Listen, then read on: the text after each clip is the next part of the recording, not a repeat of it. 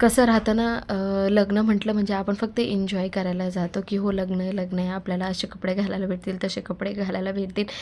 पण ज्या मुलगीचं लग्न राहतं ते आई-वडील फक्त हेच म्हणत असतील, की आज हळद आहे, उद्या लग्न, मग त्यांची मुलगी पराई होऊन जाणार, तिची विदाई होऊन जाणार.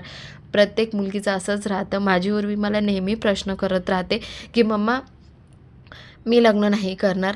लग्न झाल्यानंतर मुलीच का जातात? मुलं का नाही जात? म्हणून मी लग्न नाही करणार आणि मी लग्न करणार पण तर मी नाही जाणार. मी इथंच राहणार. माझ्या नवऱ्याला इथं घेऊन यायचं आणि तिचा लहान भाऊ आहे ना, त्याला पाठवून द्यायचं तिच्या घरी. माझ्या भाभीला पण नाही आणायचं. तिच्या आई-वडिलांपासून लांब नाही करायचं." म्हटलं, "आता तू लहान आहे, मोठी झाली का तुला समजून जाणार काय नेमकं कसं राहतं असं." प्रत्येक मुलगीचं कंडिशन तेच राहते. लग्नाच्या अगोदर तर नाही, नाही म्हणते, पण लग्नानंतर तिला जावंच लागतं. मग ती मुलगी कोणी का असेना. तर लग्नविधी तर स्टार्ट झाली होती. साखरपुडा झाला सगळ्यात अगोदर. नंतर हळद समारंभ तुम्हाला माहितीच आहे. 5 सुवासिनी हळद वगैरे लावतात. आपल्या गावाकडं परंपरा एकदम छान बनलेली आहे. नवरदेवला सगळेजण मिळून हळद लावतात. हळद वगैरे झाल्यानंतर बाकीचे व्हिडिओ मी काही शूट नाही केले होते, कारण माझी तब्येत खूप खराब झाली होती. प्रवास जास्त होऊन गेला होता, त्याच्यामुळं वॉमिटिंग, ताप, सर्दी भरपूर काही म्हणजे वीकनेसपणा चालू झाला होता मला.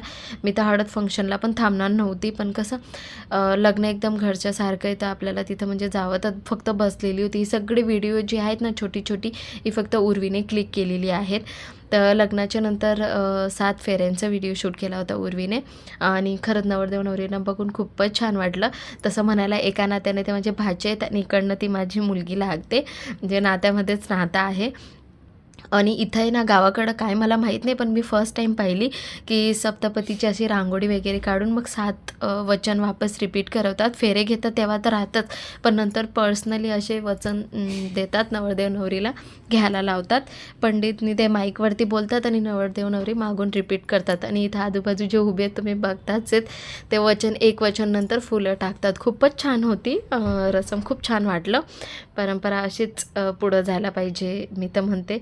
आणि आता तर तुम्हाला पण माहिती ट्रेडिशनल चालतं आहे गावाकडं भरपूर, की 2 प्रकारचे लग्न होतात. एक विधिवत लग्न आणि एक पार्टी म्हणजे रिसेप्शनच द्यावं होतं छोटंप्रमाणे. तर बस लग्न विधिवत झालं होतं. इथं पार्टी लग्नाचीसाठी ना नवरदेव नवरी गेले होते रेडी होण्यासाठी. नवरदेव जसंप्रमाणे आपण सांगतो पारवरती गेले होते आणि नवरीत रेडी होण्यासाठी गेले होते. नंतर ते एक सोबत येतात, त्यांचं स्वागत होतं आणि एक सोबत येतात ते बग्गीवरती बसून.